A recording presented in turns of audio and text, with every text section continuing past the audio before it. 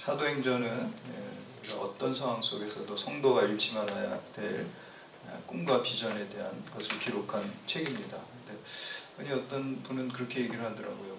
꿈은 인간이 꾸는 거고 비전은 하나님이 주시는 것이다. 뭐 이렇게 이제 얘기하기도 하는데 사실 꿈과 비전은 같은 말이고요. 중요한 거는 어디로부터 기원하는 꿈과 비전이냐, 이게 이제 본질적인 차이를 만들어냅니다. 인간의 욕망에서 비롯된 꿈과 비전인지, 아니면 하나님께서 나에게 주신 꿈과 비전인지, 이게 이제 본질적인 차이고요. 또 이제 목적에 대한 차이, 그러니까 그 꿈과 비전을 가지고 무엇을 이루려고 하는지. 보통 일반적인 자연인들은 자기와 자기 가족이 뭐 이제 잘 먹고 잘 사는, 그게 이제 최종적인 목적이 대부분 되겠죠. 그러나 하나님께서 주신 꿈과 비전은 그게 아니라 내가 잘 되는 게 끝나는 게 아니라 내가 잘 돼서 축복의 통로가 되는 겁니다. 하나님께서 주신 사랑과 은혜를 많이 있고, 또 그게 이제 물질적인 것도, 또 어떤 세상의 주의도 있을 수 있겠죠. 그러나 그런 것들을 내가 누리고 나만 누리고 내 가족만 누리라고 주신 것이 아니라 사명이 있습니다. 그걸 가지고 내 이웃과 나라와 또 열방을 위해서 사용하라고 주신 것입니다. 흘려보내기 위해서 주신 것입니다. 그래서 하나님이 주신 꿈과 비전, 그리고 인간의 욕망에 근거한 꿈과 비전은 이렇게 이제 본질적인 차이가 있습니다. 어떻게 보면은 자연인들의 가진 꿈과 비전은 좀 이기적이죠. 반면에 하나님이 주신 꿈과 비전은 좀 이타적인 것입니다. 십자가도 예수님께서 우리를 위해서 대신 죽으신 것도 이타적인 모습을 우리에게 보여주신 것이고, 우리가 그리스도인으로 살아간다는 것은 예수님께서 보여주신 그 십자가의 길, 남을 위한 또 이타적인 모습을 가지고 사랑을 실천하는 그러한 삶을 살아야 될 줄로 믿습니다.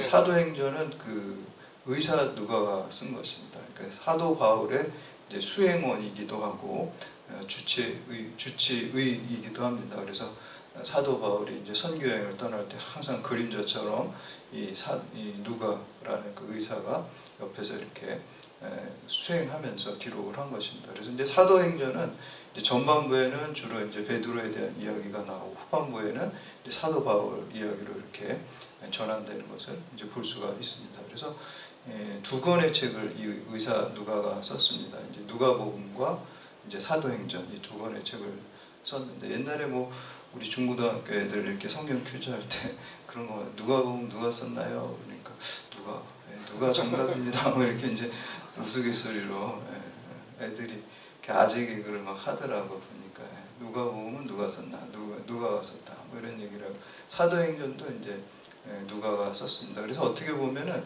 그 누가복음은 예수님의 어떤 생애에 대해서 이렇게 쭉 기록하고 있잖아요. 그리고 이제 공생애라든지 혹은 또 십자가 부활과 이런 예수님의 그 생애를 쭉 중심으로, 또 예수님의 말씀을 중심으로 이렇게 전기처럼 이렇게 썼다고 한다면은 사도행전은 그 이후의 일이에요. 그렇죠? 이제 사도행전에서 예수님이 분부하신 대로 기다리고 기도하고 있으면 성령을 너에게 주시겠다 그랬는데, 이제 오늘 1장에 보면 거기서부터 시작되는 거잖아요. 그러니까 예수님이 부활하고 승천하시고 교회의 역사가 시작되는 거예요. 그래서 속편이다, 누가복음의 속편이 바로 사도행전이다. 그래서 어떤 분들은 누가행전이다 이렇게 얘기를 하고 있습니다. 누가복음에 이어서 이제 된다, 그런 의미입니다. 그런데 하나님이 주신 꿈은 무엇일까요? 한마디로 말하면은 하나님 나라에 대한 꿈입니다. 예수님께서 처음에 공생애를 시작할 때 말씀하신 것도 하나님 나라가 가까웠다, 회개하라, 뭐 이렇게 이제 말씀하시면서 공생애를 시작하셨고, 또 부활하시고 승천하시기 전에도 또 하나님 나라에 대한 말씀을 하셨고, 또 이제 오늘 초대교회에서도 역시 이제 하나님 나라를 이루는 것이 우리 하나님께서 우리에게 주신, 또 성도가 어떤 상황 속에서도 잃지 않아야 될 꿈과 비전이 될 줄로 믿습니다.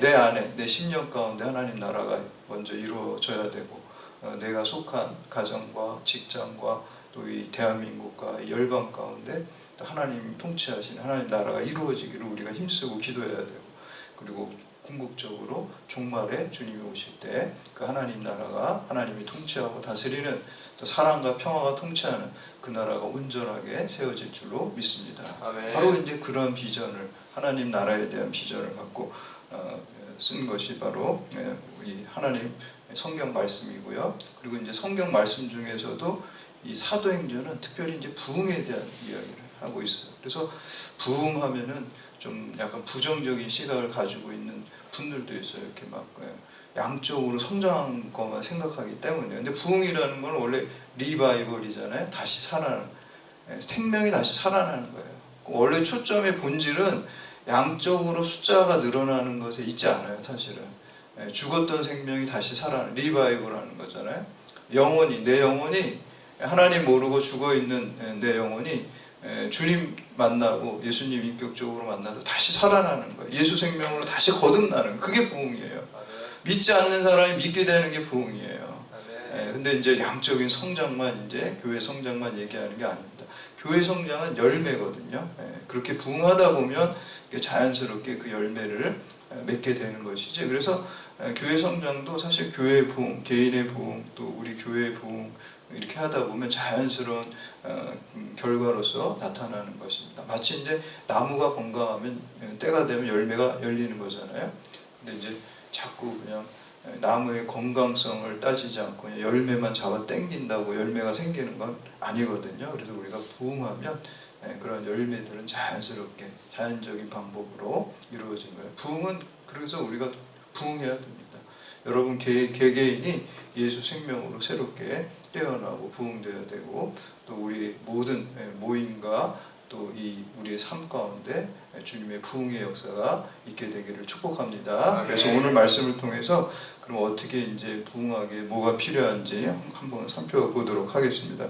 첫째는 말씀이 충만해야 부흥됩니다. 하나님의 말씀이 내 마음과 생각을 지배하고 충만해야 됩니다. 그러기 위해서는 우리가 말씀을 매일 읽어야 되고 또 묵상해야 되고 또 이렇게 말씀 듣는 자리로 여러분들이 자꾸 나와야지 말씀이 충만해지잖아요. 그래서 1절에서 3절까지 말씀 함께 봉독합니다. 시작. 데오빌로여, 내가 먼저 쓴 글에 무릇 예수께서 행하시며 가르치시기를 시작하신부터 그가 택하신 사도들에게 성령으로 명하시고 승천하신 날까지의 일을 기록하였노라. 그가 고난받으신 후에 또한 그들에게 확실한 많은 증거로 신이 살아계심을 나타내사 40일 동안 그들에게 보이시며 하나님 나라의 일을 말씀하시니라. 예수님의 말씀이 충만해야 돼. 성경 말씀이 충만해야 된다는 거예요. 그래서 오늘 말씀해 보니까 데오빌로라는 사람한테 이제 누가가 편지를 쓰고 있어요.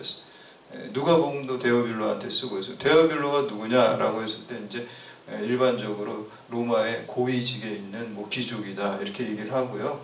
또 상징적인 사람이다. 왜냐하면 데오빌로라는 뜻이요. 데오가 이제 하나님이고 이제 빌로가 필리아 뭐 그래 사랑 그런 뜻이잖아요. 그래서 보면 하나님을 사랑하는 사람이라는 뜻이에요. 우리 성도들이 하나님을 사랑하는 사람이잖아요.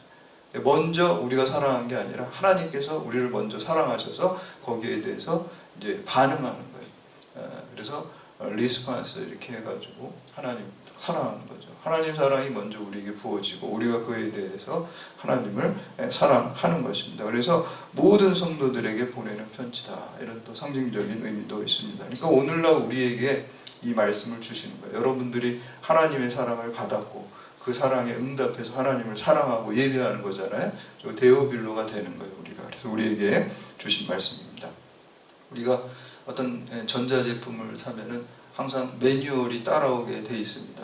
그 매뉴얼을 봐야지만 그걸 바르게 사용하고, 심지어 저는 요 시계 있잖아요. 요 시계도 이렇게 시간 맞추는 것도 맨날 잊어버려요. 그러면 그 설명서를 제가 저기 제 경무실에다 두고 있어요. 그럼 이렇게 시간 맞추는 거 그거 보고서 하고 그래요. 매뉴얼이 있어야지 빠르게 정확하게 잘 작동할 수 있습니다. 모든 게 그렇죠.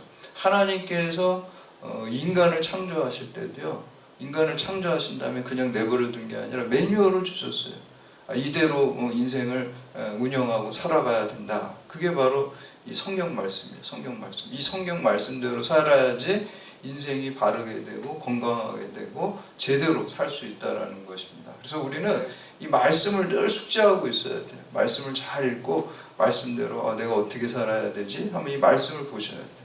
말씀을 잘 알아야 돼요. 그래서 말씀 충만할 때 부흥의 역사가 있고 예수 생명의 역사가, 새 생명의 역사가 일어나게 될 줄로 믿습니다. 지금 이제 고인이 되시는 하영종 목사님, 우리나라 교계 이제 뭐 복음주의 아주 그냥 훌륭하신 목사님이잖아요. 온누리교회를 이렇게 이제 설립하시고, 근데 이제 온누리교회에 그 하영종 목사님이 설립하고 제일 그 영구적인 표어로 하는 게 액츠 29잖아요. 액츠 29. 사도행전 29장. 사도행전 29장을 쓰는 교회. 그 표어예요. 근데 사도행전 여러분 이제 보시면 알겠지만 사도행전은 28장까지밖에 없어요. 그렇죠? 29장이 없단 말이에요. 그리고 29장은 누가 쓰냐? 우리 교회가 쓴다. 내가 쓴다. 우리 성도들이 이제 29장을 써가는 거예요. 그래서 사도행전은 여기서 멈춘 게 아니라 오늘 우리 여러분 가운데, 오늘 경찰대학 교회 가운데 이 사도행전 29장을 써가는 여러분들이 되시기를 축복합니다. 그러기 위해서는 하나님의 말씀이 충만해요. 말씀 충만하고 이 매뉴얼대로 살아야지 내 생각대로 내 욕망대로 살면은 부흥의 역사, 새 생명의 역사, 예수 생명의 역사가 절대로 일어날 수 없다라는 것입니다. 그래서 베드로전서 1장에 보면은 모든 육체는 풀과 같고 그 모든 영광은 풀의 꽃과 같으니 풀은 마르고 꽃은 떨어지되 오직 주의 말씀은 세세토록 있도다 하였으니 너희에게 전한 복음이 곧 이 말씀이라. 여러분들 인생에 있어서 뭐 높은 위치에 가고 돈을 많이 벌고 그런 거 누구나 다 하고 싶죠. 인간의 욕망을, 육체를 갖고 사니까. 그거를 뭐 없다라고 하면 사실 거짓말이에요. 그거는 거짓말. 근데 이제 우리가 가만히 생각해 보세요. 그런 거는 영원한 게 아니라는 거예요. 우리가 알잖아요. 영원한 것이 무엇일까? 하나님의 말씀이 영원하다라는 것입니다. 그 말씀대로 살아갈 때 그 인생이 천국에서 영원토록 영생 복락을 누리게 될 줄로 믿습니다. 그래서 우리가 일시적인 게 아니라 영원한 것을 붙들고 사는 게 사실 지혜로운 삶입니다. 근데 이제 우리가 그걸 잊고 어리석게도 영원하지 않은 것, 없어지는 것들을 자꾸 붙드느라고 영원한 걸 잃어버리는 거예요. 그래서 이제 밭에 감추 비유라고 예수님이 하신 그 말씀이 뭐예요? 어떤 사람이 소작농이죠. 밭에서 일하다가 거기에 보물이 잔뜩 그 땅에 있는 걸 발견했잖아요. 그 이 사람이 어떻게 해요? 자기 있는 재산을 그냥 영끌해, 요즘 말로 영끌해가지고 탁탁탁 해가지고 그 밭을 사잖아요. 왜 그 밭을 살까요? 거기 영원한 보화가 있기 때문에 산 거예요. 마찬가지입니다. 우리가 인생 가운데서 보화를, 진정한 보화는 우리가 하나님께서 주시는 영원한 영생과 천국에 있는 걸로 믿으시기를 바랍니다. 그래서 우리가 그거를 영원한 보배를 사는 것이죠. 그래서 말씀 충만해야 되고요. 옛날에 이제 기독교가 생기고 초창기에는 이단들이 되게 많았어요. 요즘도 이제 기독교 이단들이 많았지만 초창기에는 뭔가 다 정립이 잘 안 돼 있기 때문에 교리나 뭐 이런 가르침들이 더 이단들이 많았단 말이에요. 그래서 이제 기독교 초창기 뭐 3세기, 4세기 이런 중요한 회의들이 많이 있잖아요. 뭐 니케아 회의라든지 콘스탄틴 회의라든지 예전에 이제 주로 이제 투르키 지역이잖아요. 거기가 다 로마 지역이었잖아요. 로마 제국에 그때 이제 니케아라든지 뭐 콘스탄티노플, 지금 이제 이스탄불이죠. 그런 데서 이제 회의를 하면서 결정한 것 중에 하나가 우리가 참된 교회의 지표, 교회라는 것 결국 교회에 속한 성도 개개인도 교회가 되잖아요. 그러니까 참된 성도의 지표가 뭐냐? 그걸 좀 결정하자 그래. 회의하고 기도해서 정하게 4가지를 정했어요. 하나는 하나가 되어야 돼요. 분열되는 거는 악령의 역사고, 하나 되는 건 성령의 역사. 하나된 교회, 하나된 성도가 참된 교회고 참된 그 성도가 된다는 거예요. 두 번째는 홀리, 거룩해야 된다는 거예요. 세상적인 가치관과 구별되는 것이 참된 교회의 지표고 참된 성도의 지표예요. 세 번째는 유니버셜, 보편적이어야 돼요. 보편적이라는 것은 세상은 남녀노소, 지위, 신분에 따라서 차별이 있잖아요. 세상은 차별이 있습니다. 인종에 대한 차별도 있고 지위에 대한 차별도 있는데 교회는 차별이 없어야 돼요. 교회 안에서도 세상의 지위와 그게 똑같이 들어오면은 그건 참된 교회가 아니라는 거예요. 그래서 유니버셜해야 돼요.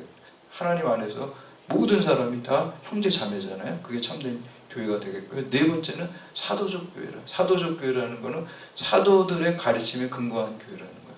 사도들은 뭘 가르쳤을까요? 예수님의 말씀, 하나님의 말씀에 가르쳤어요. 그러니까 하나님 말씀에 근거한 교회, 하나님 말씀에 근거한 성도가 참된 교회고 참된 성도가 될 줄로 믿습니다. 그래서 우리가 부흥하기 위해서는 늘 말씀 충만해야 돼요. 그래서 믿음의 사람들은 다 말씀 충만해요. 말씀에 순종하고 베드로도 자기가 어부인데 고기 하나도 못 잡다가 예수님이 그물을 뭐 깊은 데로 던져라 그러니까 주의 말씀에 의지해서 그물을 던졌을 때 엄청난 고기를 이렇게 낚게 되잖아요. 그런 역사들이 있어요. 다 아브라함도 마찬가지예요. 자기 이해관계를 다 떠나서 본토 지척 아비의 집을 떠나 내가 지시할 땅으로 가라. 그랬을 때 그 말씀을 따라왔을 때 그가 믿음의 조상으로 크게 쓰임받은 줄 믿습니다. 그래서 우리 성도는 항상 이 말씀 충만하고 말씀을 순종할 때 하나님의 은혜와 축복이 놀라운 축복이 우리에게 있게 될 줄로 믿습니다. 두 번째는 부흥하기 위해서는 이 성령 충만해야 돼요. 우리 4절과 5절 말씀 함께 봉독합니다. 시작. 사도와 함께 모이사 그들에게 분부하여 이르되 예루살렘을 떠나지 말고 내게서 들은 바 아버지께서 약속하신 것을 기다리라. 요한은 물로 세례를 베풀었으나 너희는 면면이 못되어 성령으로 세례를 받으리라 하시니라. 아멘. 주님께서 부활하시고 떠나시면서 제자들에게 명령하신 것이 첫 번째 지키라. 예루살렘을 떠나지 말고 아버지와 약속하신 것을 기다리라. 무엇을 기다려요? 성령을 기다리라. 성령을 기다려. 우리나라 사람들이 다 일반적으로 지금 우리나라 사람 특히 못 기다리는 거 빨리빨리. 전 세계적으로 유명하죠. 빨리빨리 이제 비판적으로 말하는 사람도 많은데 저는 뭐 긍정적인 게 굉장히 또 많다고 생각을 합니다. 빨리빨리 해서 그래도 우리나라가 그러더라고요. 마지막 선진국가다. 이제 선진국 진입하기가 어렵잖아요. 뭐 중진국까지는 가지만. 그래서 그런 얘기를 하는데 빨리빨리가 있었기 때문에 그래 선진국에 진입할 수 있지 않았나. 저는 그렇게 생각이 들고요. 모든 처리들이 뭐 민원이나 뭐 민원 24 같은 거 보면 깜짝 놀라잖아요. 외국에서는 상상도 못할 일. 택배도 보면 그냥 그쵸? 막 이렇게 오늘 주문해도 바로 당일날 오잖아요. 저도 책도 주문해도 막 당일날 오더라고요. 뭐 다음 날도 아니에요. 당일날 오전에 일찍 주문하면 저녁 때 오더라고요. 그런 거 상상도 못해요. 그렇죠? 빨리빨리 뭐든지 잘 빨리 처리되는 게 있어요. 그러나 신앙에 있어서는 빨리빨리 하면 안 돼요. 하나님의 때를 기다려요. 하나님의 때. 그리고 하나님의 때는 우리는 너무 급한데 조급한데 하나님의 때는 우리가 생각한 것보다 조금 늦는 것 같아요. 제가 일반적으로 조금 늦는 것 같아요. 우리가 너무 급하니까. 그런데 이제 하나님께서 더 좋은 적절한 때를 알아서 우리를 믿음의 그릇으로 잘 만든 다음에 그거를 부어 주시는 것을 믿으시기를 바랍니다. 우리의 그릇이 잘 준비되어 있어야지 하나님이 주신 것도 감당할 수 있고 사명을 이걸 감당할 수 있죠. 그거를 만약에 그릇도 우리가 안 돼 있는데 그걸 주면은 오히려 우리가 더 잘못될 수가 있어요. 그래서 하나님께서 먼저 우리를 연단하시고 시험하시고 또 그 그릇을 만드신 다음에 부어주셔서 우리가 하나님의 은혜를 확실하게 깨닫고 사명을 잘 감당하게 되는 것입니다. 아브라함도 하나님이 아들 주신다고 약속했는데 막 마음이 급하니까 인간적으로 그냥 첩을 얻어가지고 이스마엘을 낳잖아요. 서두르면 이스마엘, 그리고 기다리면 이삭이 된다. 그런 말이 있어요. 그래서 사실 지금까지도 분쟁의 씨앗이 거기서 나지 않았나 그렇게 봐요. 이스마엘은 이 아랍 이슬람의 조상이잖아요. 그렇죠? 그리고 이삭은 유대 기독교의 조상이잖아요. 그러니까 지금은 아직까지도 이 이슬람 문명과 유대 기독교 문명이 계속 충돌해요. 그래서 세뮤얼 헌팅턴이라는 그 하버드 대학 교수가 이제 문명의 충돌이라는 게 바로 이삭의 후손 유대 기독교인들 그리고 이스마엘의 후손들 이슬람 세력들이 계속해서 이 충돌을 일으킨다는 거예요. 그게 이제 아브라함이 좀 기다리지 못했기 때문에 그런 일이 있었던 것입니다. 그래서 우리가 늘 이제 성령 충만을 기다릴 때 성령 세례를 받고 성령의 권능이 임했어요. 그래서 이제 베드로가 설교하니까 막 한 번 설교하니까 3,000명이 막 회개하고 세례받고 그런 게 베드로가 한 게 아니죠. 성령이 베드로를 통해서 하신 거예요. 마찬가지. 오늘 여러분들이 하나님의 일을 쓰임받기 위해서도 성령 충만해야지 하나님의 권능대로 하나님의 능력대로 쓰임받게 될 줄로 믿습니다. 그래서 이제 이 사도행전은 다른 또 별명이 또 있어요. 아까 누가행전이라고 그랬잖아요. 누가가 속편으로 누가복음 속편 성령행전이라는 또 별명도 있어요. 베드로가 하고 또 제자들이 했는데 그 제자들이 한 게 아니라는 거예요. 성령께서 하셨다는 거예요. 그들을 통해서. 오늘도 우리 경찰대학교와 또 여러분들이 성령 충만해서 하나님의 능력을 여러분 가운데 나타나서 또 성령 행전을 쓰시는 여러분들 되시기를 축복합니다. 마지막으로 세 번째, 부흥하기 위해서는 기도 충만해야 됩니다. 우리가 기도할 때 성령 충만함을 받고 기도하면서 이 성경을 읽어야지 성경을 바르게 이해할 수가 있어요. 성령의 감동으로 성서 기자들이 기록하기 때문에 우리가 기도할 때 성령이 충만해지고 성령의 조명을 받아서 이 성경을 읽어야지 바르게 이해할 수 있고 또 삶에 적용할 수 있게 됩니다. 그래서 말씀과 기도가 늘 병행돼야 돼요. 그래서 기도 충만해야 됩니다. 하나님께서 우리에게 성경 말씀 보면 다 약속을 주셨잖아요. 그렇지만 그래도 그 약속을 하나님께서 반드시 신실하게 이루시지만 그게 이루어지기를 구해야 된다 그랬어요. 그럼 에스겔서 36장 보면 나 여호와가 말하였으니 이루리라. 주 여호와께서 이같이 말씀하셨으나 그래도 이스라엘 민족이 이같이 자기들에게 이루어지기를 내게 구하여야 할지라. 성경에 보면은 다 하나님이 일하세요. 그렇죠? 하나님이 풍요를 가르시고 하나님이 구원의 역사를 일으키시고, 그런데 뭐를 통해서 일하시냐면 성도의 기도를 통해서 일하시는 것을 볼 수 있습니다. 그래서 여러분들이 기도할 때 하나님께서 여러분을 통해서 일하실 줄 믿으시기를 바랍니다. 우리 14절 말씀 함께 봉독합니다. 시작. 여자들과 예수의 어머니 마리아와 예수의 아들과 더불어 마음을 같이하여 오로지 기도에 힘쓰더라. 아멘. 합심해서 오로지 기도하기 힘썼다. 그래서 우리가 쉬지 말고 기도하라. 이는 그리스도 예수 안에서 너희를 향하신 하나님의 뜻이라고 그랬어요. 세계적인 베스트셀러인 성공을 유산으로 남기는 법이라는 책을 쓴 폴 마이어라는 분은 젊은 시절에 직장 구하기 위해서 57개 회사에 원서를 냈는데 다 떨어졌어요. 그리고 근데 이제 나중에 성공하고 나서 자기가 성공의 비결을 이렇게 얘기를 해요. 기도 때문에 하나님이 도와주셔서 성공했다. 이렇게 고백을 하면서 나는 매일 아침 침대에서 일어나기 전에 1시간 동안 기도하는 훈련을 했다. 여러분도 그렇게 하세요. 좀 일찍 일어나셔서 출근하시기 1시간 전에 일찍 일어나셔서 자리에서 기도를 하시든 혹은 새벽 예배를 가시든 1시간 기도 이렇게 꼭 하시기를 바랍니다. 그때 나에게 가장 좋은 시간이었다. 그 시간은 하루 동안 나에게 필요한 지혜와 창의력을 주었고 그것을 통해 결정하는 오늘의 성공에 이루었다. 그래서 하루를 오늘 생명을 주셨잖아요. 하나님 아버지 기도하는데 먼저 세상적인 일 그때 역사 기도하는 이유 5가지를 그는 이렇게 얘기를 했어요. 첫 번째, 기도하는 것은 좋아하기 때문에. 둘째, 내 능력의 한계를 알기 때문에. 셋째, 하나님의 도움이 필요하기 때문에. 넷째, 변화를 원하기 때문에. 다섯째, 하나님의 뜻이 이루어지기 위해서 기도했다라는 것입니다.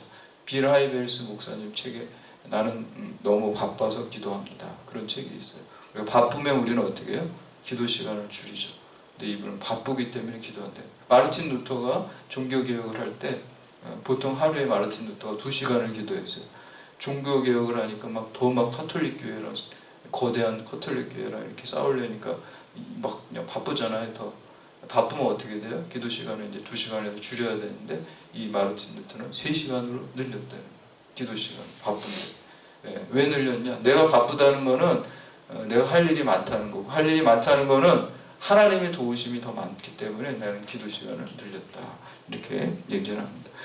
스코틀랜드의 종교개혁자 존 낙스는 기도하는 한 사람이 기도하지 않는 한 민족보다 강하다라고 말씀했습니다. 우리가 기도할 때 우리나라가 더욱더 부강해지고 하나님 뜻대로 세워질 줄로 믿습니다. 아멘. 여러분 우리나라가 요즘 얼마나 세계적으로 여러분 설명 안 드려도 이렇게 당군일에 제일 잘 살 때잖아요. 문화적인 영향력이 지금 우리나라가 최고예요. 근데 저는 걱정이 돼요. 왜냐하면 하나님의 순서는 우리가 영적인 거 다음에 육적인 게 오는 거예요. 근데 바로 좀 시간이 걸려. 우리가 한국 교회가 교인들이 그렇게 기도한 그 열매가 지금 나타나는 거예요. 근데 지금 기도 많이 안 하고 있어요. 한국 교회가. 그러면 이제 나중에 그건 뭐냐면 이제 쇠퇴할 수밖에 없다는 거예요. 그러니까 지금 다시 우리가 나라와 민족으로 해서 한국교회와 성도들이 기도해야 될 줄로 믿습니다. 우리가 기도할 때 육적인 결과들이 서서히 나타나시고 기도 안 할 때 육적인 결과가 또 나타나는 거예요. 지금 기도 안 하면 이제 미래에 우리나라가 육적인 모습들도 쇠퇴할 수밖에 없어요. 그러니까 하나님께서 우리가 그 촛대를 옮기지 않게 지금 이 시점에 다시 기도로 나아가야 될 줄로 믿습니다. 아멘. 중낙스의 말처럼 기도하는 한 사람이 기도하지 않는 한 민족보다 강하다 그랬어요. 여러분들 한 사람 한 사람이 나라를 위해서, 또 여러분 개인과 가정과 직장과 열방을 위해서, 하나님 나라를 이루기 위해서 기도 충만하시기를 바랍니다. 그래서 우리가 성령 충만, 말씀 충만, 기도 충만해서 우리가 부흥의 역사를 이루시는 여러분들 다 되시기를 주님의 이름으로 축원합니다. 이 시간 오늘